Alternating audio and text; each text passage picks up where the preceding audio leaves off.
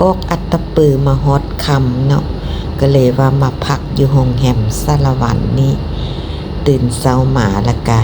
สิไปกินข้าวอยู่บ้านพี่น้องไปคำมวลเนาะตอนนี้นะแต่ละคนที่ว่ามีเจ้าภาพที่ว่าต้อนรับอย่างดีเนาะตอนนี้นะอันนี้มาเววัดทันใจเนาะก็ให้สมความมุ่งมั่นปรารถนาซื้อได้ค่ายม่านทันหมกทันใจเด้อสาธุสาธุได้ก็ให้ได้ทันหมกทันใจเด้อสาธุสาธุธรรมาค่าขึ้นลมลื่นดีดอกไม้ก็งามต้นไม้ก็งาม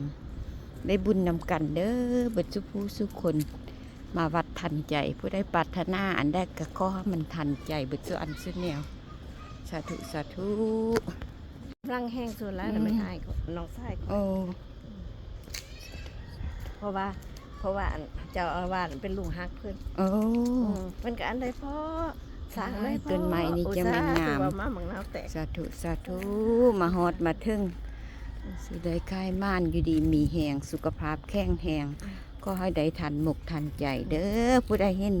คลิปนี้กาให้ได้ทันหมกทันใจปรารถนาสิ่งได้ก็ได้โดยเป็นสร้างพญานาค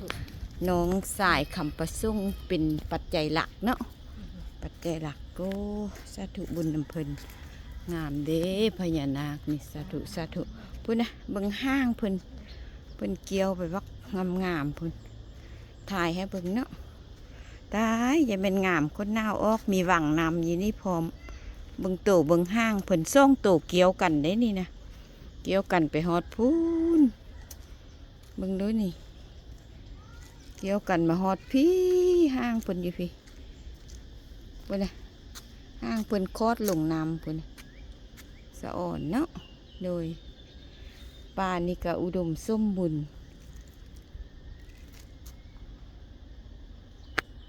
โอ้อันนี้เป็นกุฏิเพิ่นเนาะกุฏิกูบาอยู่วัดทันใจอันนี้เพิ่นสร้างงามอยู่ลุมให้แม่น้ำเสบอ่ะพี่ส้มแม่เป็นหนังนองแบบโอ้เป็นน้องสะเลยบ่เป็นหนังนองธรรมชาติโอ้โดยแม่แก้วพามาสุ่มสถานที่แล้วก็สิพาเข้าอารามเพิ่นเนาะเฮากะสิได้ซื้อดอกไม้ซื้อขันห้าไปบูชาพระทันใจเนาะเฮากะอธิษฐานเอาเฮ็ดธุรกิจบ่เฮ็ดหยังก็ให้ได้ดังความมุ่งมั่นปรารถนาให้ได้ทันหมกทันใจเนาะทุกคนก็มาขอพรเฮ็ดขันห้าขอพรนำเพิ่นมีอันคาถาสวดให้เนาะอยู่นี่นะเฮาก็สวดตามคาถาที่เพิ่นบอกแล้วเฮาก็อธิษฐานเอาสาธุเด้อผู้ใดบ่ได้มาก็อธิษฐานเอาสวดคาถาอยู่นี่แล้วก็อธิษฐานเอาเด้อก็ให้เฮ็ดธุรกิจเฮ็ดหยังอธิษฐานสิ่งใดก็ขอให้ได้ทันหมกทันใจเบิดสุผู้สุคนที่เห็นคลิปแม่แก้วพามาวัดทันใจนี่เด้อสาธุสาธุ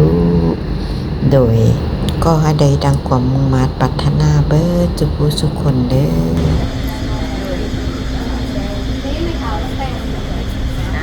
สาธุเข้ามาวัดทันใจก็ขอให้ได้บุญได้กุศลคือได้ค่ายม่านทันหมกทันใจเด้อผู้ใดเห็นคลิปแม่แก้วตัวนี้นะยอมมือสาธุเอาสาธุสาธุ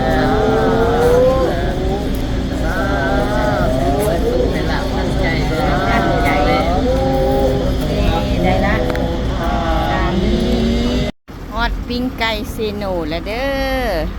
อาหารปิ้งไก่เซโนเนาะเขามากินปิ้งไก่เซโนอันนี้นะเบิ่งดูมีอีหยังปิ้งไก่เซโนปิ้งเท่าไหร่นี่160โอ้160นี่ตัวนี้150ตัวนี้150ตัวนี้150ตัวนี้ปิ้งไก่เซโนเอามีข้าวปิ้งนำนั่งก่อนประธานนะประธานนั่งก่อนเด้อโดยหิวแห้งแล้วบ่ป้าแม่แก้วแล้วกินอยู่หั่นอิ่มแท้อิ่มว่ะแล้วบ่ทันหิวฮะ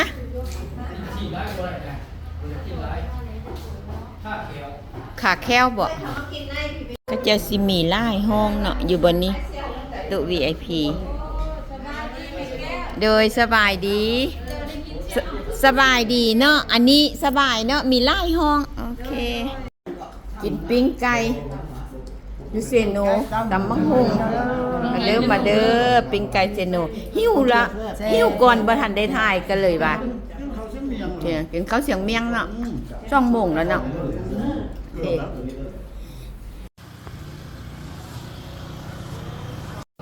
โดยออกจากปิงไก่เซโนกามาเววัดซีโคตะบองเนาะอยู่แข้งคำมวนโดยกาได้ซื้อมักเบงขั้น5มาบูชาข้อพรนำเพิ่นเนาะแล้วก็ขอให้ทุกคนก็อธิษฐานเอาคือกันนั่นแหละมาเที่ยวมาเอาบุญพร้อมมามวนพร้อมเนาะมีความสุขได้ทั้งมวลได้ทั้งซื่นได้ทั้งบุญพร้อมเพราะว่าเฮาอายุซ้ำนี้ละกาไปมาทางได้ก็สิเข้า5 วัด 5 วาเพื่อความสบายใจเนาะทุกคนกะไฟ5แต่สิ่งนี้สร้างไปบอนละเล็กละน้อยทานไปบอนละเล็กละน้อยกะได้บุญคือกันเนาะบ่แม่นเฮาสิทานหลายน้อยก็ได้บุญหลายก็ได้บุญเพราะว่าใจเฮาใส่ศรัทธาแล้วทอได้ก็ได้บุญเนาะโดยโอเคก็สิพากันเลาะอ้อมเบิ่งวัดซีโคตะบองตอนนี้ก็คล้ายค่ำยามแลงแล้วเนาะตะเวนกาใกล้สิตกละก็สิได้พักเศร้าอยู่แข้งขมวนมื้อนี้เนาะก็สิได้ไปซอกบอนพักบอนเศร้าห้องแฮมเนาะบนที่ว่าเฮาสิไปพักไปนอนมื้ออื่นก็สิได้เดินทางต่อกับ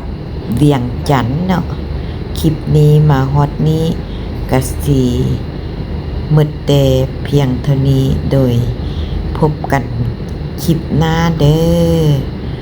สบายดีขอบใจที่ติดตามคลิปแม่แก้วและกดไลค์กดแชร์ให้คลิปแม่แก้วเด้อขอบใจหลายๆบ๊ายบาย เด้อบัดนี้นะยังมืออื่นต่อมื้อนี้จบเพียงเขาที่ก่อนทริปนี้ ยังมืออื่น